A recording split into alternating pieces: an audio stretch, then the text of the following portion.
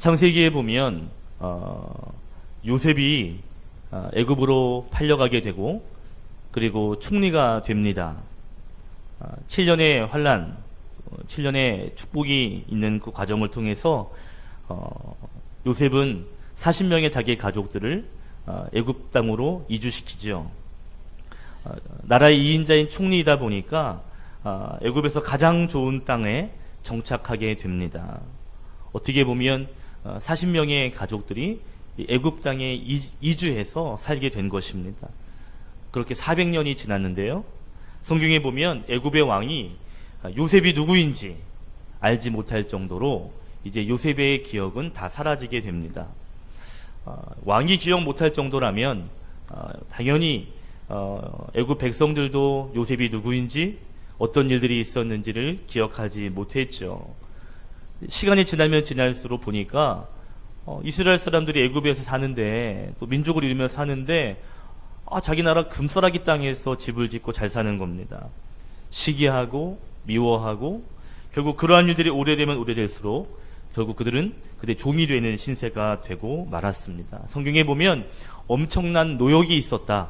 그래서 하나님께 울부짖음이 있었다라고 말할 정도로 그들은 400년 동안 힘든 종살이를 하게 된 것이죠.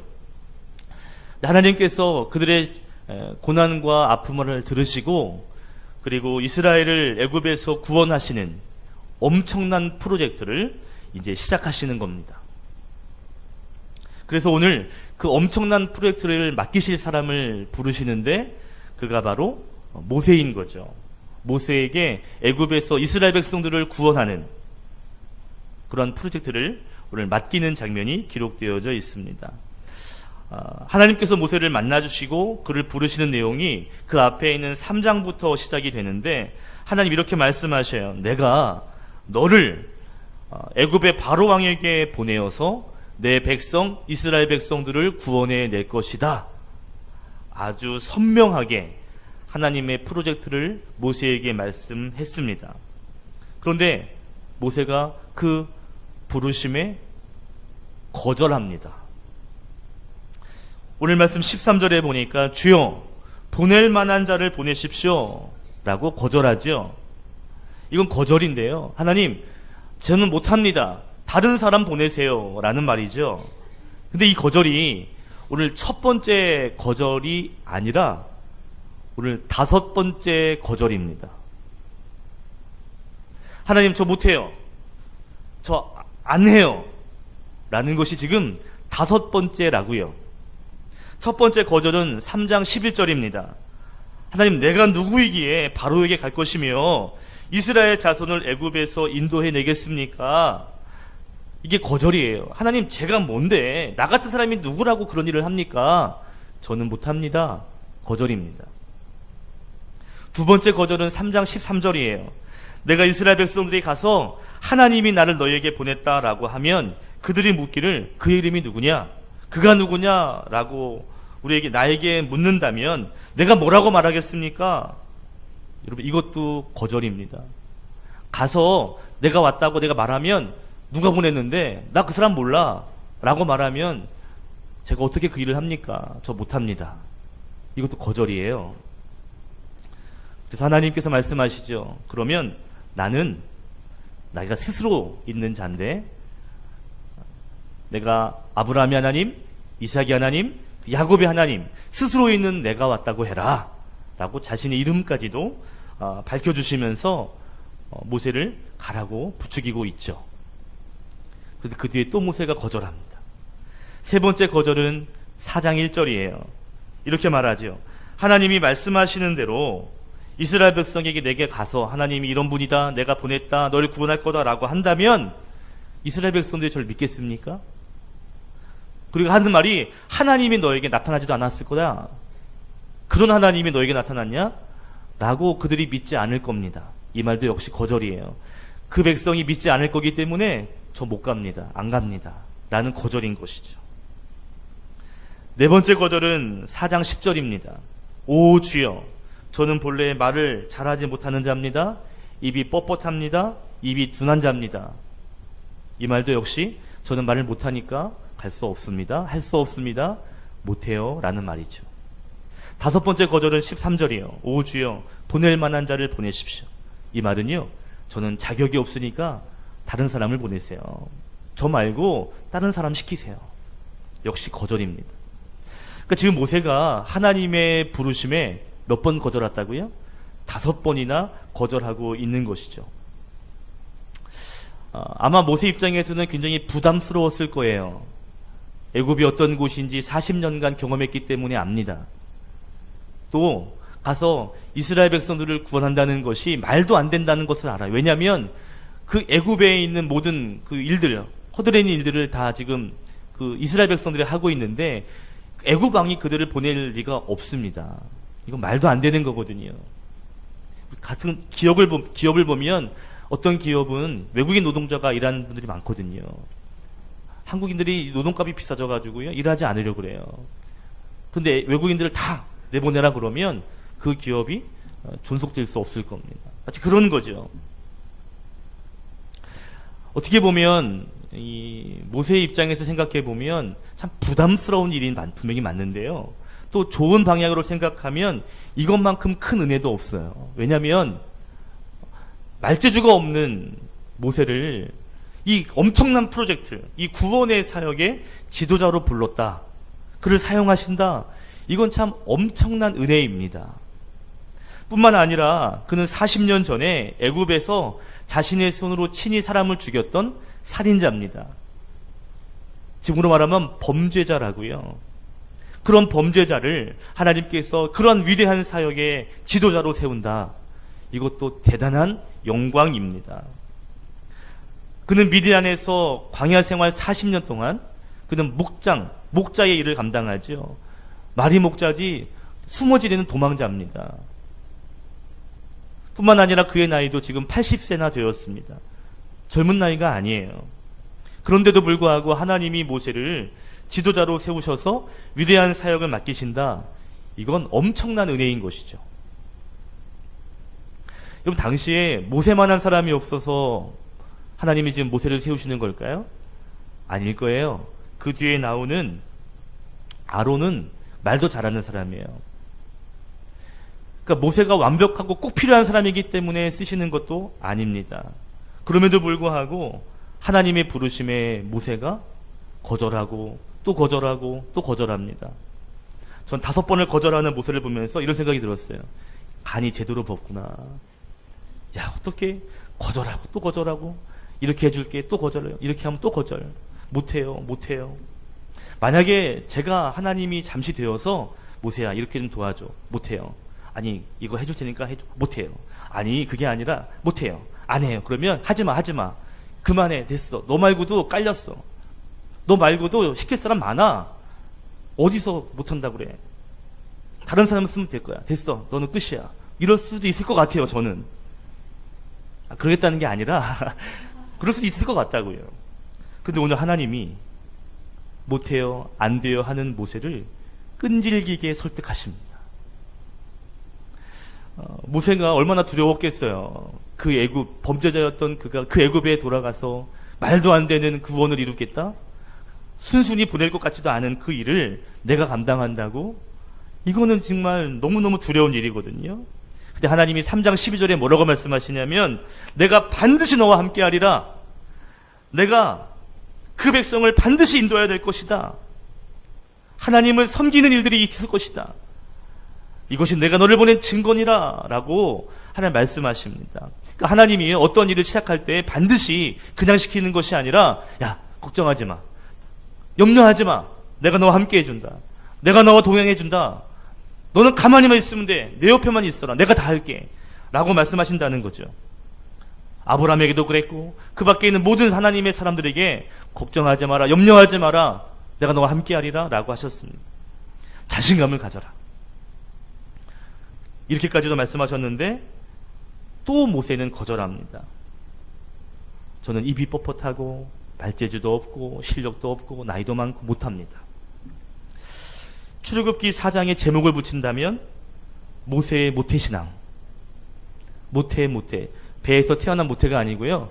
모태 신앙이라고 말하고 싶습니다. 이래도 못해, 저래도 못해. 하나님이 제일 힘들어하는 신앙이 모태신앙이거든요.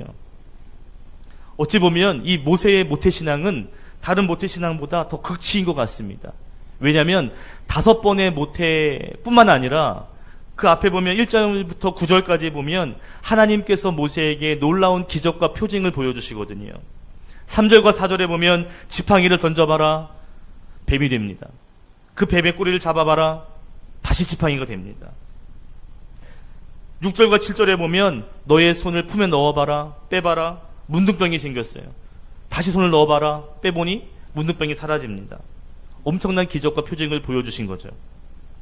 또 7절에 보면 그것뿐만 아니라 너가 애굽에 가면, 그래서 애굽의 나일강의 물을 떠다가 그 물을 부으면 그 물이 피가 되는 표징도 보여줄게, 약속도 하셨습니다.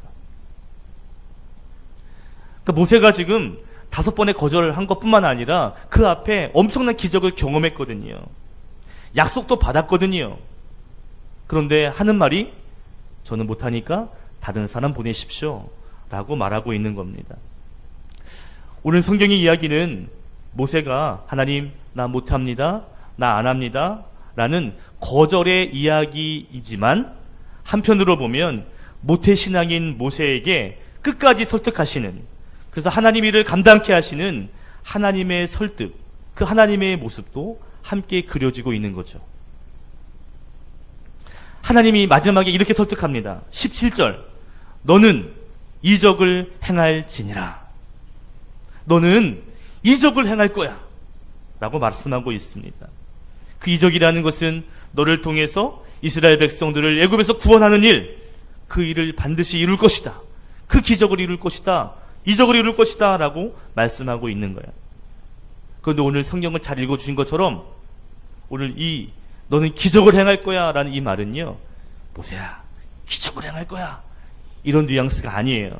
14절에 보니까 모세를 향하여 화를 냈다, 노를 내셨다 그랬거든요. 그러니까 이런 거예요. 하나님께서 너는 기적을 행할 거야가 아니라, 야 그만둔다고 그만 좀 해라, 그만 좀 해, 내가 너를 통해서 이적을 행한다고 라고 야단치시는 거죠.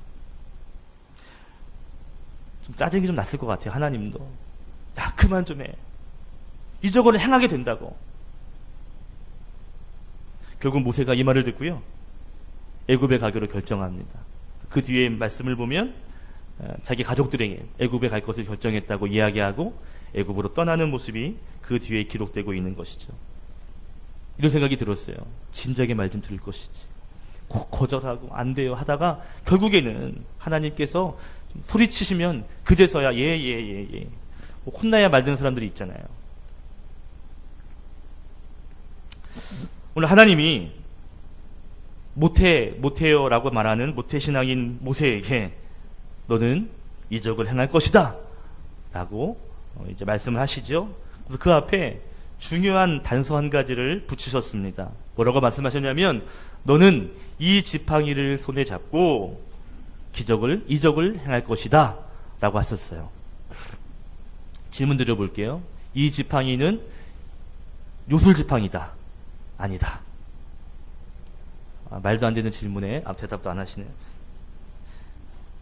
여러분, 모세가 들고 있던 지팡이는 아주 평범한 지팡이일 뿐입니다.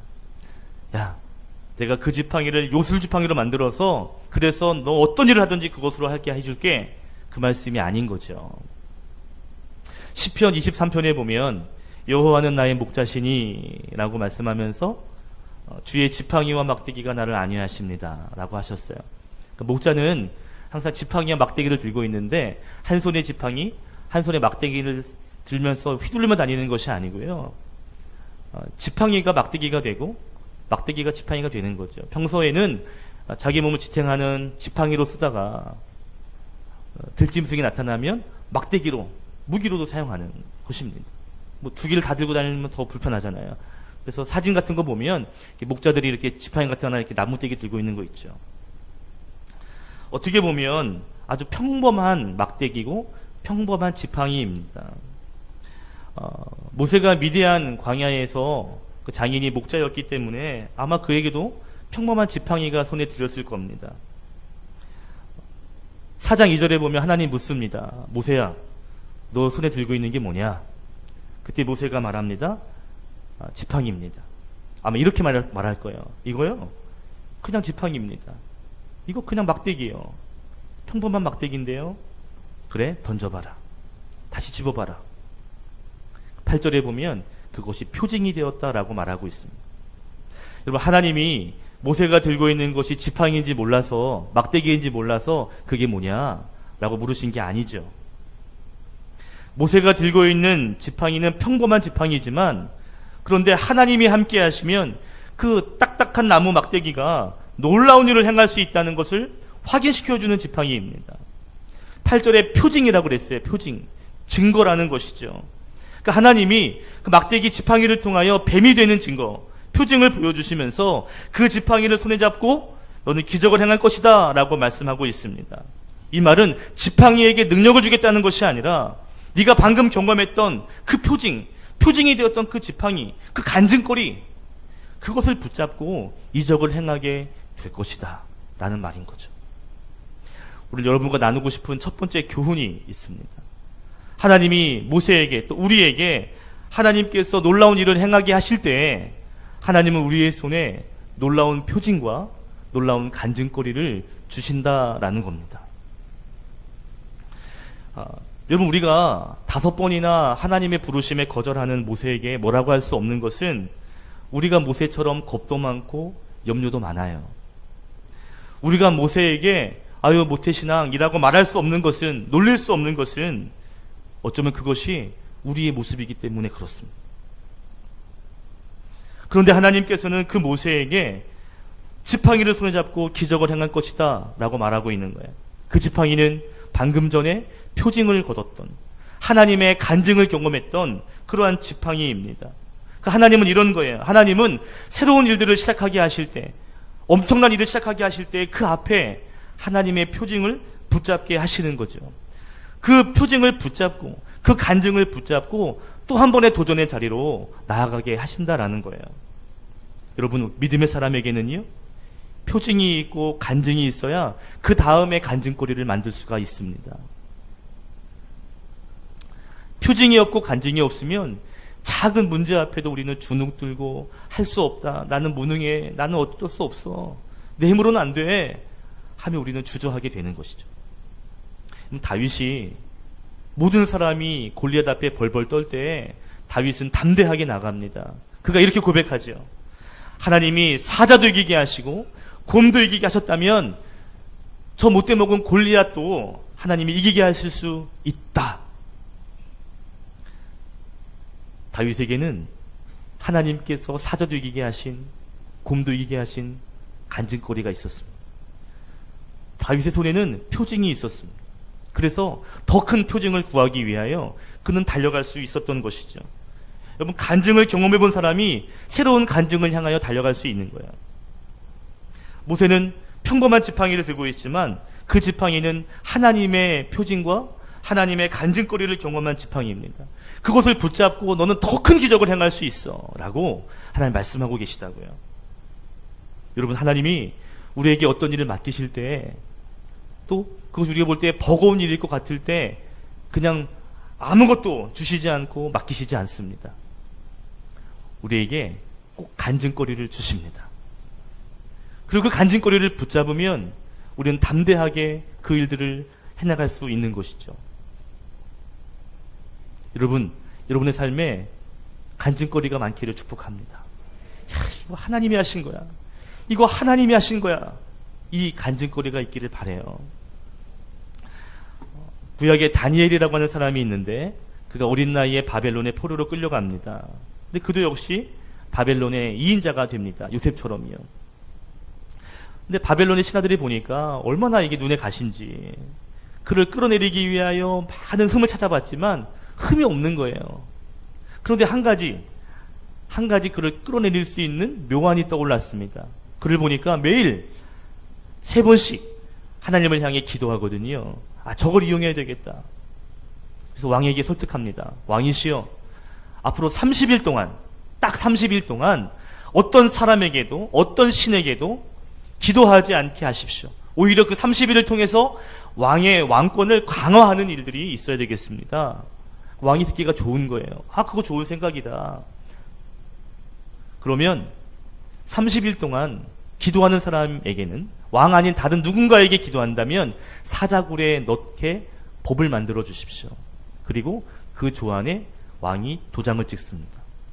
그리고 그 주소가 온 지방으로 퍼지게 된 거예요.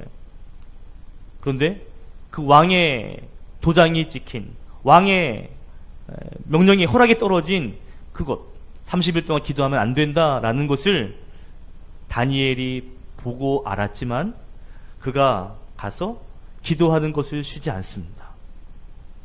성경이 이렇게 말해요.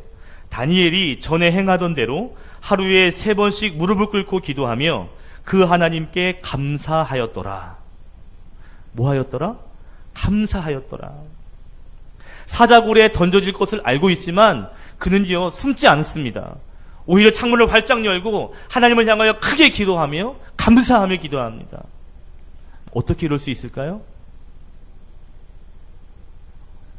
다니엘의 이야기를 살펴보면요, 어린 시절 왕이 주는 음식을 거절하는 그에게 간증거리가 있었습니다. 왕이 베푸는 음식은요, 바벨론 신에게 제물로 드렸던 그런 음식들이 많았거든요. 그런 음식을 거절하고 내가 채소만 먹겠습니다. 그것에 대하여 다른 좋은 음식 먹은 그들보다 채소만 먹은 그의 얼굴이 더 화사해진, 하나님이 도와주시는 것을 그는 경험한 거예요. 어린 시절부터 그는 그런 간증거리가 있었습니다. 그래서 사자굴 앞에서도 두려워하지 않는, 오히려 사자굴을 향하여 기도할 수 있는 그러한 믿음의 거인이 된 것이죠. 여러분, 믿음의 거인은 하루아침에 믿음의 거인 되는 것이 아니에요. 믿음의 키는 하루아침에 쑥 자라는 것이 아닙니다. 믿음의 간증거리가 쌓이고 커가고 그러면서 어느 순간 믿음의 거인이 되는 것이지, 어느 순간 눈 깜짝할 사이에 금방 믿음의 거인이 되고 믿음의 거장이 되고 믿음의 능력을 행하는 그런 일들은 거의 없어요. 믿음의 결단은 한 번에 생기는 것이 아닙니다. 그 전에 결단해서 큰 결단을 할 수 있는 것이지, 한 번에 엄청난 결단을 하고 엄청난 믿음으로 살겠습니다, 이런 일은 없어요. 믿음은 한 번에 만들어지지 않습니다. 그런데 하나님이 너무나 잘하시는 거예요. 우리의 믿음이 한 번에 클 수 없다는 걸 누구나 잘 아시기, 하나님이 너무나 잘 아시기 때문에 하나님은 우리의 삶의 표징과 간증거리를 띄엄띄엄 만들어 주시는 거죠. 그것을 경험하면서 결국 우리의 믿음이 커가게 되는 겁니다. 우리가 믿음의 거인이 돼가는 거예요. 여러분, 우리의 삶에 간증거리를 발견해야 더 큰 간증을 행할 수 있는 사람이 될 수 있습니다. 오늘 모세가 이렇게 말해요. 나는 원래 말을 못하는 사람입니다. 저는 말하는 재주가 없어요. 선천적으로 말 못하는 태생입니다. 이런 거잖아요. 타고나기를 이렇게 타고 태어났는데 제가 어떻게 하나님 일을 합니까? 하나님은 그 모세를 통해서 일할 거야, 할 수 있어 라고 말해도 모세는 자기의 무능을 바라보면서 열등감에 사로잡혀가지고요, 나는 못해요 라고 말하고 있는 거예요. 그런데 여러분, 하나님은 믿음의 간증거리를 우리에게 허락하셔서 우리의 열등감을 초월하여 하나님의 일을 감당하게 하십니다. 아멘. 우리 열등해요, 무능해요, 맞아요. 그런데 우리에게 간증거리를 주셔서 그러한 열등감을 극복하게 하신다고요. 우리가 무능한 것 제일 잘 알죠. 그런데 간증거리를 주시니까 나는 무능하지만 하나님이 유능하셔. 그리고 그 일들을 감당하게 되는 것입니다. 여러분, 그래서 우리 삶에 간증거리, 하나님의 표징을 많이 보아야 합니다. 여러분에게 간증거리와 하나님의 증표가 많이 나타나서 하나님이 어떠한 일을 맡기셔도 감당할 수 있는 믿음의 거장이 되시기를 주의 이름으로 축복합니다. 아멘. 두 번째로 나누고 싶은 것이 있습니다. 하나님이 모세와 우리에게 하나님의 큰 일을 행하게 하실 때 하나님은 우리에게 이미 좋은 것을 주변에 준비하신다라는 거예요. 주변에 좋은 것을 준비하셔서 이적을 행하게 하신다. 오늘 나누고 싶은 두 번째 교훈입니다. 모세는 정말 말하는 재주가 없었어요. 그런데 하나님은 14절에 보니까 말 잘하는 아론을 예비하셨습니다. 재밌는 것은 하나님이 모세에게 모세야 알았다. 너 그렇게 재주가 없어서 고민이라면 내가 너의 입을 능력의 입으로 바꿔주마. 넌 이제 말 잘하게 될 거야. 자, 하나 둘 셋 뿅 말해봐라. 이러면 얼마나 좋아요. 내가 말을 잘하게 됐네. 하나님은요, 무능한 입을 유능한 입이 되게 하시는 것이 아니라 그 방법이 아닌 하나님이 유능한 사람을 준비하셨다라고 말하고 있습니다. 오늘 12절과 15절 보니까 더 놀라운 건 하나님이 내가 너의 입과 그의 입에 함께 있겠다라고 말씀하십니다. 이게 하나님의 방법이에요. 네가 입을 잘하고 말을 잘하는 것이 아니라 내가 너의 입술에 함께 해줄게. 이게 하나님의 방법입니다. 16절에 말합니다.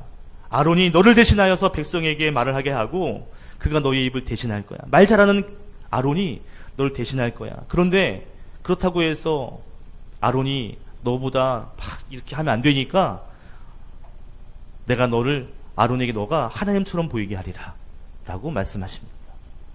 말을 잘 듣도록 했다는 것이죠. 저는 말씀을 준비하면서 이런 생각이 들어요. 차라리 모세의 입을 말 잘하는 입으로 바꾸는 게 훨씬 빠르고 단순하겠다. 맨날 말할 때마다 하나님이 그 입술에 붙어 있어야 되잖아요. 맨날 아론에게도 가서 말할 때마다 함께 있어줘야 되고, 또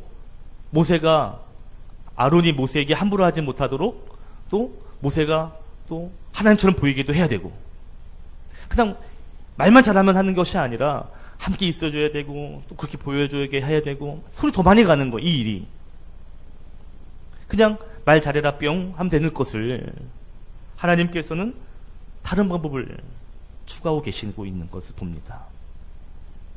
제가 생각해 봤어요. 모세가 말을 잘하는 입이 되는 건가? 그러니까 모세가 말을 잘하는 것이 좋은 건가? 아니면 말 잘하는 아론을 붙여주는 게 좋은 건가?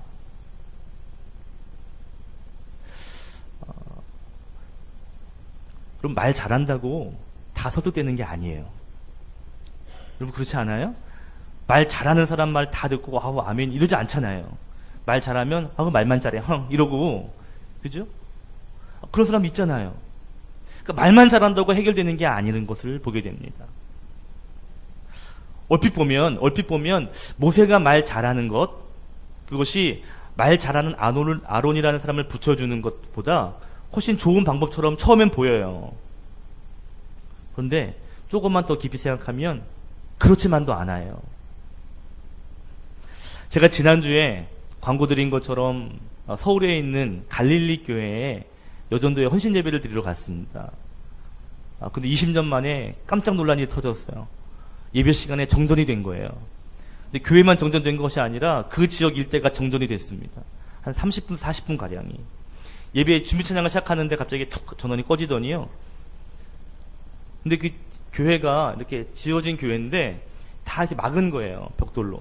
그러니까 딱 전원이 꺼지고 전기가 떨어지니까요. 깜깜해.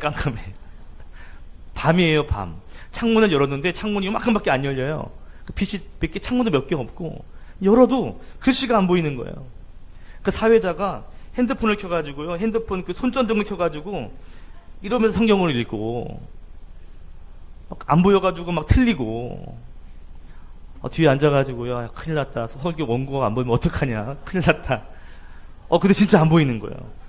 그 목사님이 이러고 설교할 수는 없잖아요. 자기 핸드폰에 철사를 묶어가지고 이렇게 지탱하게를 해가지고요. 핸드폰을 이렇게 세워지게 갖고 왔어요. 핸드폰 손전등을 켜고 설교를 했던 거예요. 그런데 마이크가 돼야 안 돼요? 안 돼요.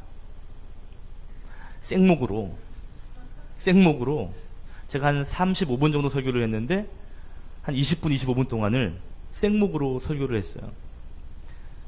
여러분, 할렐루야! 생목으로. 제가 선교지에 가서는 그렇게 그냥 하지만 일본대 초청받아가지고는 마이크를 대고 하잖아요. 한 20분, 25분을 설교하는데 얼마나 목이 힘이 들든지. 또 예배 많이 드리고 갔잖아요, 저녁에.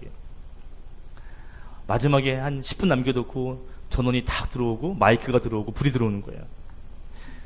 진짜 살 것 같더라고요. 제가 여러분 할렐루야 여러분 하셔야 됩니다 그러다가 할렐루야 이러니까